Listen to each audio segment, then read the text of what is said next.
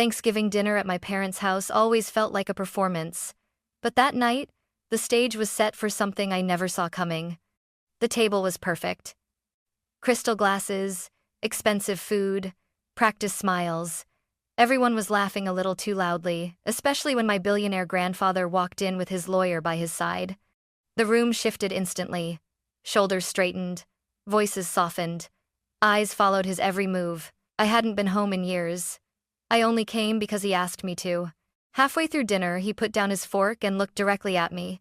"Evelyn," he said calmly, "I hope the money has been helping you." Before I could even respond, he added, "I've been sending you $15,000 a month for rent." The laughter died. Forks froze in midair. I felt every eye turn toward me. My heart started pounding as I asked the only honest question I could think of. "What are you talking about?" And in that silence, I realized my entire family had been hiding something from me. The moment my grandfather arrived, the entire house changed its posture. My father, Mark, straightened his back like he was about to be inspected. My mother, Susan, rushed to take his coat, smiling so wide her cheeks trembled. Even my younger sister, Brooke, who usually couldn't be bothered to look up from her phone, suddenly sat upright, smoothing her hair as if she'd been waiting for this moment all night. And me? I stayed where I was at the far corner of the table. I hadn't sat at this table in years, yet everything looked strangely familiar.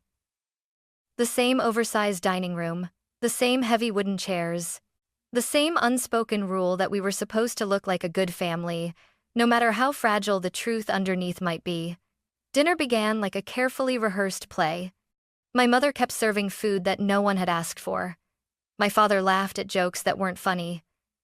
Brooke scrolled through her phone under the table, occasionally glancing up just long enough to flash a polite smile. My grandfather, Harold Whitmore, watched quietly.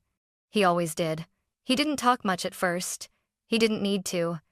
His presence alone carried weight, the kind that made people measure every word before they spoke. I noticed how my parents kept checking his reaction, as if approval was something they could earn with the right tone of voice. I tried to stay invisible. I nodded when spoken to. I smiled when expected. I kept my hands folded in my lap so no one would notice they were shaking. When Grandpa Harold finally spoke, his voice was calm and steady. "So, Evelyn," he said, looking at me over his glass, "how have you been living lately?" My mother jumped in before I could answer. "She's been busy," Susan said brightly. "You know Evelyn always independent." My father nodded. "She insists on doing everything herself." I forced a small smile. Independent. That was their favorite word for me. It sounded positive, responsible, admirable. What it really meant was on your own. "I'm managing," I said carefully. Grandpa Harold studied my face for a long second, as if weighing something he hadn't yet decided to say. "You look tired," he said. The room went still. Susan laughed quickly. "Oh, she's always been like that. Overworks herself." Brooke finally looked up from her phone. "She does love playing the martyr." I ignored her. Grandpa Harold's gaze never left me. "Are you taking care of yourself?" That question almost broke me. Not because it was dramatic, but because no one else had asked it in years. "Yes," I lied softly. My grandfather nodded, but I wasn't sure he believed me. The food arrived expensive, beautifully plated, untouched for long stretches of time. Conversation floated around safe topics: business, renovations, travel plans. My parents talked about the house like it was a trophy they'd earned, not a place built on carefully maintained appearances. At one point, my father leaned back in his chair, satisfied. "We've been doing pretty well," he said casually. "Things finally stabilized." My grandfather hummed in response. "That's good," he said. "Stability matters." He paused, then added, almost as an afterthought, "especially when someone is starting out on their own." His eyes shifted back to me. I felt a knot tighten in my stomach. "Evelyn," he continued, "living alone isn't easy, but with the right support, it doesn't have to be overwhelming." My mother's hand tightened around her fork. My father cleared his throat. I opened my mouth to respond, but that was when my grandfather said the sentence that didn't belong. "As long as rent isn't a concern," he said calmly, "life becomes a little more manageable." The words landed strangely, like a puzzle piece that didn't fit. I frowned slightly. Then he said it. I've been sending you $15,000 a month so you wouldn't have to worry. However, it's not midi wakid. The table went silent.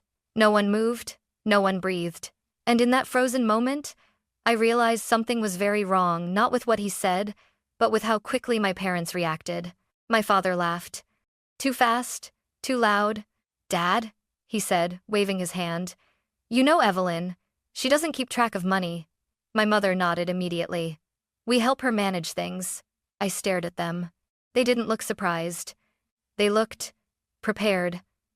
And suddenly, a cold realization crept up my spine.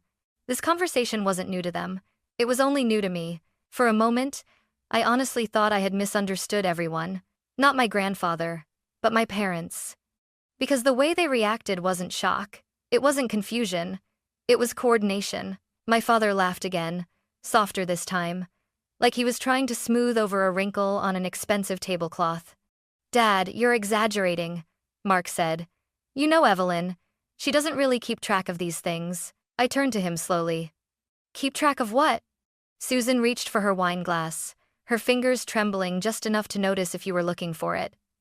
Honey, she said gently, you don't remember every detail. You've had a lot on your plate. That familiar chill slid down my spine. That sentence had been used on me before. I remember my rent, I said. I pay it, every month. Brooke sighed dramatically, finally putting her phone down. Oh my God, are we really doing this right now? I looked at her. Doing what? Turning dinner into one of your episodes, she replied flatly. My chest tightened. This isn't an episode. Grandpa just said. Brooke cut me off. Grandpa says a lot of things. The room tilted slightly, like the ground had shifted under my feet. My grandfather's eyes narrowed, but my mother rushed in before he could speak. Evelyn, Susan said, voice trembling in that careful, theatrical way. We're just worried about you. You've always struggled with stress. Sometimes your memories get mixed up. I stared at her. Are you saying I imagined paying my rent? No, she said quickly. Of course not, we just helped. Mark nodded. Exactly. We took care of it for you. I laughed once, sharp and involuntary. You took care of my rent? Yes, he said firmly. Because you weren't in a position to manage money responsibly. I felt my heartbeat thudding in my ears. That's not true. Susan placed a hand over her heart. Evelyn, please don't raise your voice. I'm not raising my voice, I said. I'm asking a question. Brooke leaned back in her chair, crossing her arms. You always do this. You act like everyone's against you. I looked from my sister to my parents, then back to my grandfather. His expression had changed. The warmth from earlier was gone, replaced by something sharper focused. Let her speak, he said quietly. Mark's jaw tightened. Dad, she's confused. My grandfather's gaze snapped to him. Are you diagnosing her now? Silence fell again. I took a breath, forcing my hands to stay still. Grandpa, I said carefully. I don't know what money they're talking about. I've never seen it. I've never touched it. Susan shook her head slowly, tears forming in her eyes. This is exactly what I mean. She truly believes that. Now become did it on Bavarians. Something inside me cracked. Believe what? I asked. That I've been surviving on my own? Mark stood abruptly, palms pressed against the table. Enough. This conversation is inappropriate. Inappropriate for who? My grandfather asked. For the family, Mark snapped. I looked at him. Since when was the truth inappropriate? Brooke scoffed. You always need drama to feel important. That hurt more than I expected. I opened my mouth to respond, but my grandfather spoke first. Brooke, he said calmly, how long have you known about this? Her face stiffened. Known about what? The money, he replied. The monthly transfers.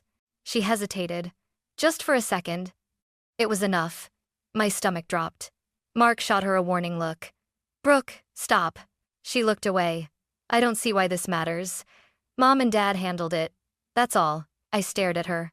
You knew, I whispered. She rolled her eyes. So what? You would have wasted it anyway. The words hit me like a slap, not violent, but deeply damaging. My grandfather's voice went cold. Daniel, he said. The man who had been sitting quietly beside him finally moved. He adjusted his suit jacket and opened his briefcase. My parents' faces changed instantly. Not confusion, not indignation, fear, and that was when I understood something with terrifying clarity. They hadn't been worried about hurting me.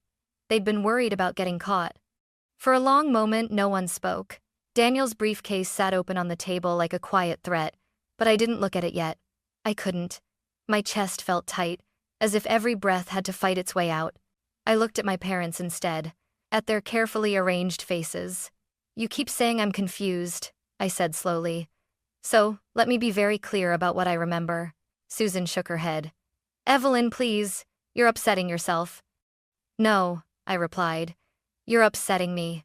Mark opened his mouth, but I spoke before he could cut me off. "I remember the night you told me to leave." Susan's breath caught. "That never happened."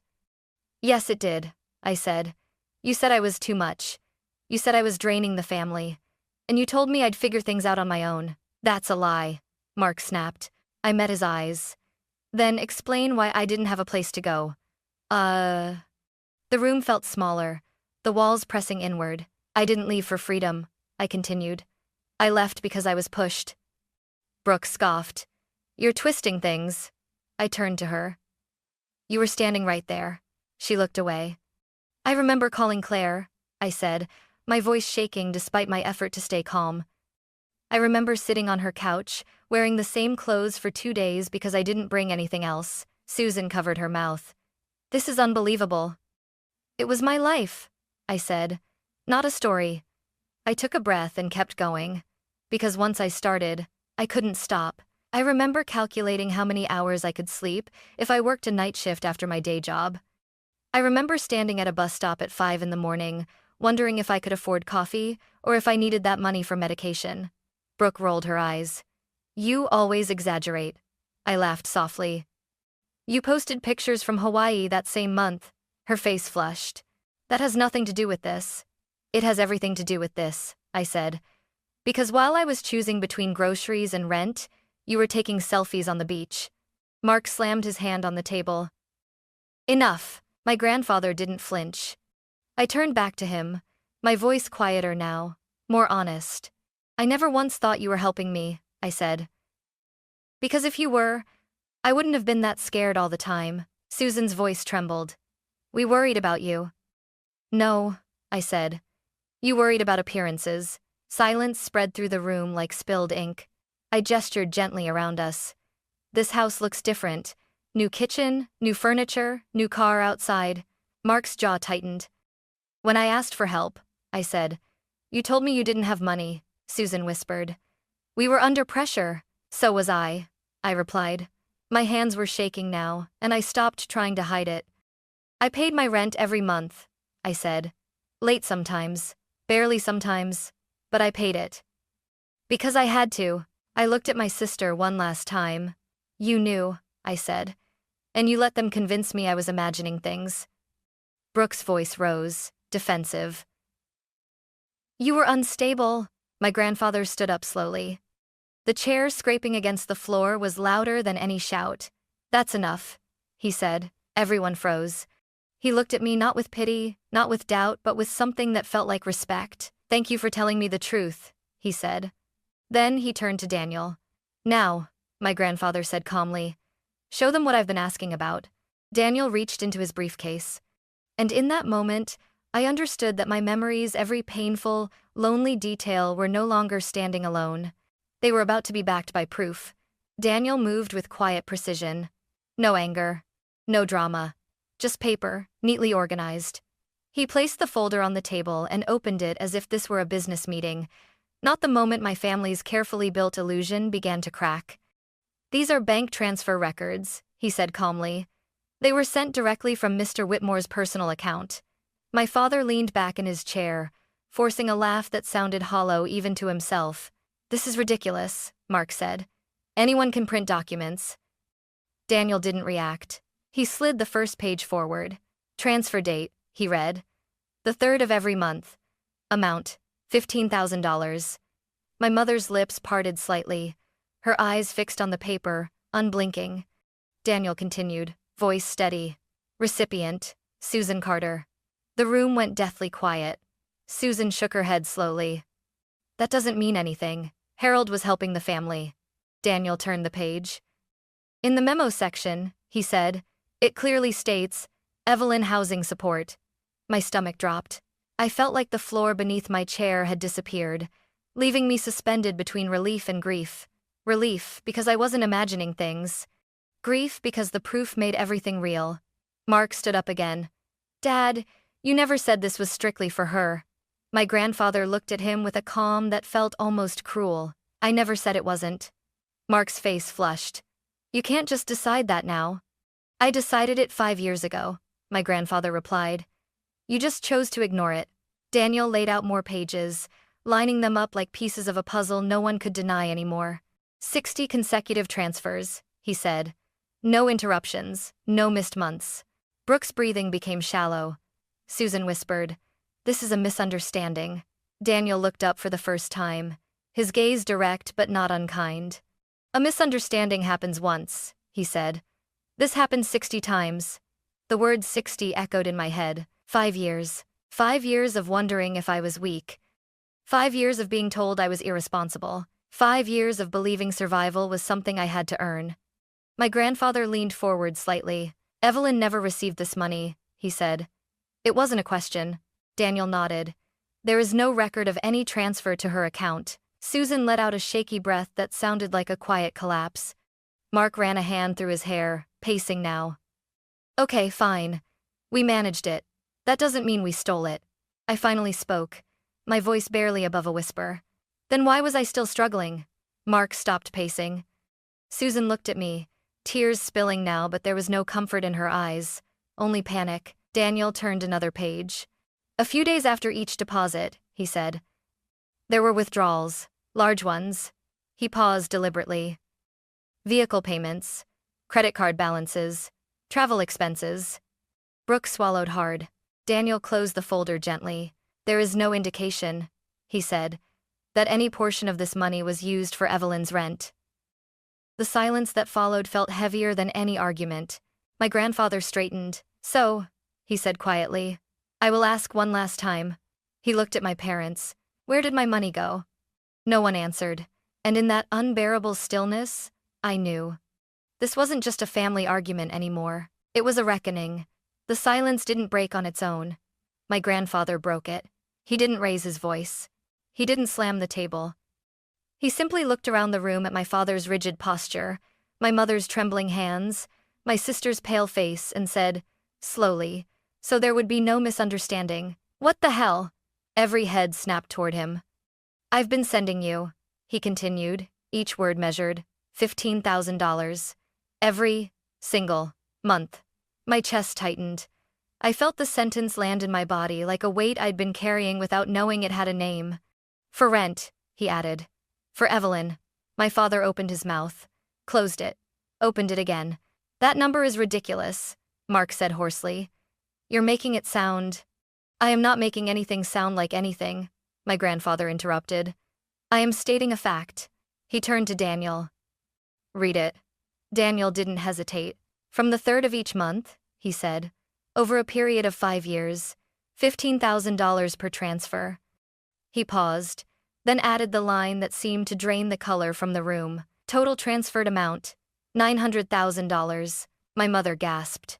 Not a polite gasp, not a performance, a real one. Brooke's hand flew to her mouth. Her face turned a vivid, unmistakable red, not anger, not defiance, panic. I felt dizzy. $900,000. I thought of the nights I'd sat on the edge of my bed refreshing my bank app, the times I'd skipped meals, the weeks I'd worked back-to-back shifts because my account hovered just above zero. My grandfather looked at me. Evelyn, he said quietly, when you asked me what I was talking about, this is what I meant. Ate myself to and fro. My voice came out thin. I never saw it. I know, he said immediately. That's why we're here. My father stepped forward, palms raised. Dad, let's slow down. You're jumping to conclusions. Daniel spoke before my grandfather could respond. These are not conclusions, he said. They are records. Susan finally broke. She sank back into her chair, shoulders shaking. We didn't mean for it to go this far. My grandfather's eyes hardened. You meant for it to go far enough that Evelyn would never question it. Susan looked up at him, tears streaking her face. We needed it. For what? He asked. For the family, she whispered. I laughed once soft, bitter. You mean for yourselves? Mark snapped his head toward me. Watch your tone. My grandfather turned to him. You do not get to correct her. The room froze again. Daniel slid another document forward. There's more, he said. My father stiffened. What else could there possibly be? Patterns, Daniel replied. Consistent spending following each deposit. Car payments, renovations, travel. Catmin, Brooke shook her head frantically. That doesn't prove anything. Daniel met her gaze. It proves where the money went. She swallowed hard and looked down. My grandfather stood up slowly. I asked you to help your daughter, he said. I trusted you. Instead, you took from her and told her she was confused when she struggled. Susan sobbed openly now. Please, Harold. This doesn't have to be public. My grandfather's voice was calm, devastatingly so. It already is. Mark's voice cracked. You're going to ruin us. You ruined yourselves, my grandfather said. And you did it by harming someone you were supposed to protect. He turned to Daniel. Proceed. Daniel nodded once. Yes, sir. Susan shot to her feet. No, wait, please. Daniel didn't raise his voice. He didn't threaten. He simply stated reality. We will be filing a formal complaint for misappropriation of funds, he said. Potential fraud will be evaluated based on representations made. The word fraud hung in the air. My father's knees buckled slightly as he sat back down. Brooke whispered, You're really doing this? I answered her before anyone else could. Yes, I said. Because you knew, and you watched me struggle anyway. She looked at me like she wanted to argue, then realized she couldn't. My grandfather placed a hand over mine. Evelyn, he said softly, you are not responsible for what happens next. I nodded, tears finally slipping free. I just want the truth to stop being buried. He squeezed my hand gently. It ends tonight. As Daniel gathered the documents, I looked at my parents one last time. They weren't angry anymore. They were exposed. And for the first time in years, the weight I'd been carrying wasn't mine alone. The truth was standing with me. The dinner ended without dessert. No one suggested it. No one moved. My grandfather was the first to stand. He didn't look at my parents as he put on his coat. When he turned to me, his expression softened in a way that almost undid me. Evelyn, he said quietly, come with me. I followed him out of that house without looking back. The air outside felt different, colder, cleaner, real. I didn't realize how tightly I'd been holding myself together until the door closed behind us. The next morning, I was sitting in Daniel's office. Everything was calm, too calm almost. Leather chairs, neutral walls, a conference table that had seen hundreds of conflicts far worse than mine and survived them. Daniel spoke carefully, as if every word mattered. What happened last night crossed the line from a family dispute into a legal issue, he said. Our priority now is your protection. Protection. The word landed gently but firmly. My grandfather sat beside me, hands folded. She's been blamed, dismissed, and isolated, he said. That stops now. Daniel nodded. We'll document everything. Communication will go through counsel. No direct contact. I swallowed. What if they call me? They will, Daniel said honestly. And you won't answer. As if on cue, my phone buzzed on the table. Mom. I stared at the screen, my heart pounding. Daniel didn't rush me. You don't owe them access, he said. I declined the call. Then another message came through from my father. You've gone too far. My hands shook, but something inside me felt steadier than it ever had before. I want boundaries, I said. Real ones. Daniel made a note. We'll make sure they're enforced. That afternoon, the formal process began. Letters were drafted. Accounts were frozen pending review. Requests for documentation were sent. Nothing dramatic. Nothing loud. Just the machinery of accountability beginning to turn. Later, as my grandfather drove me home, he broke the silence. I should have seen this sooner, he said. I trusted them because they were family. I shook my head. They used that trust. That's not on you. He glanced at me. You shouldn't have had to be this strong alone. I looked out the window, watching the city pass by. I didn't choose to be, I said. I just didn't have another option. He nodded slowly. You do now. That night, my phone lit up again, messages from my sister, my parents, words swinging wildly between guilt and anger. I blocked every number. For the first time, it didn't feel cruel. It felt safe. The law wasn't there to punish them yet. It was there to draw a line around me, and for the first time in my life, that line held. The courtroom didn't feel dramatic. It felt final. The ceiling was high, the walls bare, the air heavy with quiet rules no one dared to break. Every sound shuffling papers, a cleared throat echoed like it mattered. I sat between my grandfather and Daniel, my hands folded tightly in my lap. Across the room, my parents looked smaller than I remembered. My father's shoulders were slumped, his suit wrinkled like he'd slept in it. My mother stared straight ahead, eyes dull, as if she'd already accepted whatever was coming. My sister sat beside them, rigid, her confidence stripped away by the weight of the room. No one looked at me. And for the first time, that didn't hurt. Daniel stood when it was time. He didn't accuse. He didn't dramatize. He presented. Month by month, he walked the court through the transfers, the amounts, the memos, the consistency. He showed how the money was sent with a clear purpose, and how that purpose was ignored. This was not a misunderstanding, he said calmly. It was a pattern. The defense tried to frame it as family assistance. Daniel countered with a single question. If the money was meant for Evelyn, he asked, where is the record of Evelyn receiving it? There was no answer. When my mother was called to speak, her voice shook. She talked about pressure, about fear, about doing what she thought was best, but fear didn't explain 5 years. My father followed, his words clipped, defensive. He said they had handled things internally. The judge listened without reacting. When it was my turn, I stood. My legs felt weak, but my voice didn't. I didn't talk about emotions. I didn't need to. I talked about facts, rent receipts, bank statements, timelines. I talked about paying on time, paying late, paying anyway. I didn't know help was being sent, I said. I believed I was alone. The judge nodded slowly. That nod felt like acknowledgement. When the ruling came, it was precise and unemotional. Repayment, penalties, interest, documentation, accountability. I didn't look at my parents. I looked straight ahead. Outside the courtroom, my mother tried to approach me. Evelyn, she whispered, tears breaking through. Please, we can fix this. Daniel stepped forward, calm and firm. All communication will go through counsel. I watched her stop, like she'd hit an invisible wall. My father didn't say anything. He just stared at the ground. My sister looked at me once, really looked, and then turned away. As we walked down the courthouse steps, my grandfather placed a hand on my shoulder. You were brave, he said. I exhaled, feeling something settle inside my chest. It wasn't victory, it was closure. The truth had been spoken where it mattered most. And it had been believed. The money came back quietly. No announcement, no celebration. Just a notification in my bank account numbers, lining up in a way they never had before.